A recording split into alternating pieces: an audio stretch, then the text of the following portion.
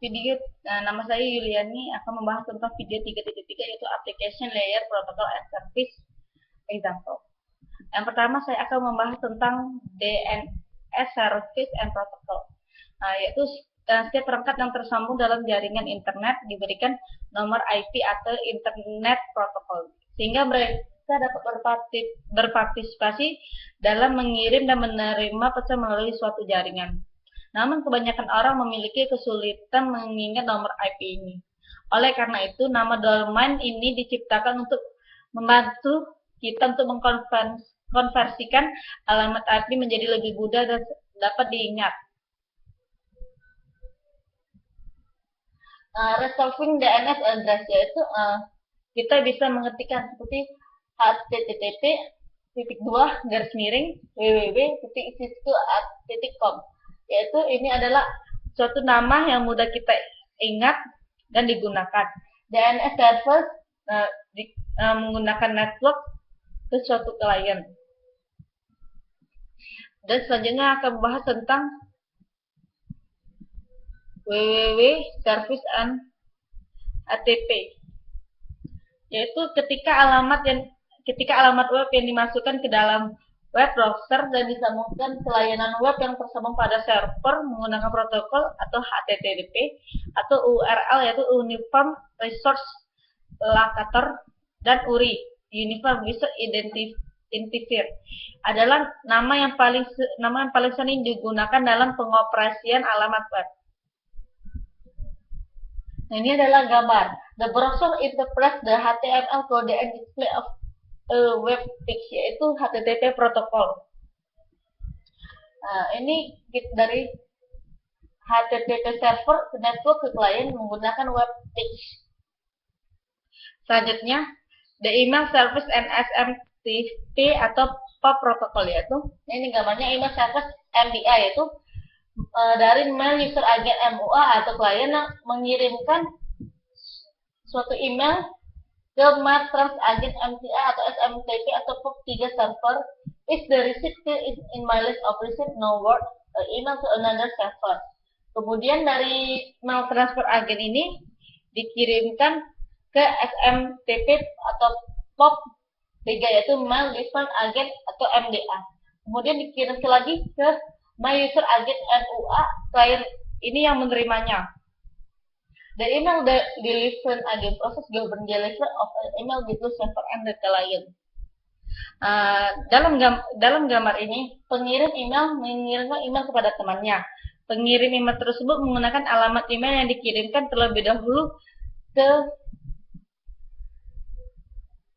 SMTP server. Lalu SMTP server mengirimkan kembali email tersebut ke server lain yang menyediakan pengiriman email tersebut ke suatu tujuannya. Selanjutnya akan membahas tentang FTP, yaitu FTP proses. Ini dari server network client control connection. Client open first connection to the server for control traffic. Kemudian data connection, client open second connection for data traffic. Ini yaitu mendapatkan data based on command set and cross control connection. Data can be download from server or upload per client. Gambar di atas menggambarkan cara kerja FTP atau File Transfer Protocol. Klien dapat membuka jaringan ke server dan mengaturnya serta mendownloadnya dan menguploadnya secara langsung dari klien. Selanjutnya membahas tentang DHCP. DHCP yaitu Dynamic Host Confirmation Protocol, yaitu memberikan alamat IP secara langsung ke setiap klien yang berhubungan dengan internet. Dari gambar di atas yaitu DHCP server dari single home PC dan mengirimkan ke router DHCP server untuk dari ISP1, ISP2, ISP3 yang bersambungan dengan internet, yaitu ISP-DC server, dan dari sini dia mengirim ke home atau small business network, dan ISP2 mengirimkan kepada corporation network. Ya, ini semua yang terhubung dengan suatu internet. Tanpa DHCP, klien harus menginput secara manual alamat IP, subnet mask, dan pengaturan internet lainnya untuk menyambungkan ke internet. Jadi dengan kita bisa mempermudah dengan menggunakan internet. Kita dapat membagikan alamat IP kepada siapa saja yang menggunakan jaringan internet. Terus membahas tentang file sharing service NIM dan SMB protokol. Itu server message block atau SMB adalah file sharing antara klien dan protokol. IBM mengembangkan ini di akhir tahun 1980 untuk menggambarkan struktur bersamaan dengan sumber daya jaringan seperti directory, file printer, dan port serial. File sharing using the SMB protocol, yaitu dari sini terdiri dari file, system, printer, my slot, FPLS, yaitu mengirim ke klien menggunakan SMB request. Dari klien mengirimkan SMB respon kepada server. Ini ada printer. Jadi SMB is a client server request response protocol. Server can make the resource available to client of the network.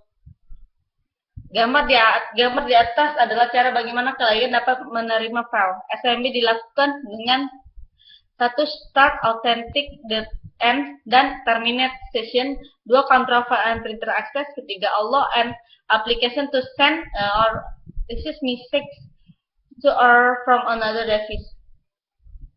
Selanjutnya P2P service and Gnutella protocol, yaitu dengan PS2P yang berbasis dengan Gnutella, orang dapat membuat file pada harddisk mereka yang tersedia untuk orang lain yang akan mendownload. Prakaluna Gnutella memungkinkan pengguna untuk terhubung ke jaringan Gnutella melalui jaringan internet dan menemukan dan berbagai rekan Gnutella lainnya. Ini gambarnya, yaitu itu berbagi network. Gnutella allows P2P application to search for shared resource and appear. Selanjutnya akan membahas tentang Telnet Service and Protocol, yaitu dari Telnet Server, yaitu inilah IP address-nya 192.168.22 yang terhubungan dengan network. Ini virtual terminal, yaitu Telnet provide way to use a computer connected via jaringan untuk mengakses jaringan menggunakan device, yaitu di keyboard and monitor. Kita dapat memilih suatu konektif pada device, yaitu bikin atau telnet, klik terus set. Telnet adalah sebuah klien atau server yang menentukan bagaimana TV didirikan dan dihentikan dan menyediakan sintak dan urutan perintah yang digunakan untuk memulai telnet, serta perintah kontrol yang dapat dikeluarkan selama sesi berlangsung. Masing-masing perintah telnet terdiri dari setidaknya 2 bit. Bit pertama yaitu karakter khusus yang disebut interpret of as commanded. Terima kasih telah menyaksikan presentasi saya. Sekian dan terima kasih.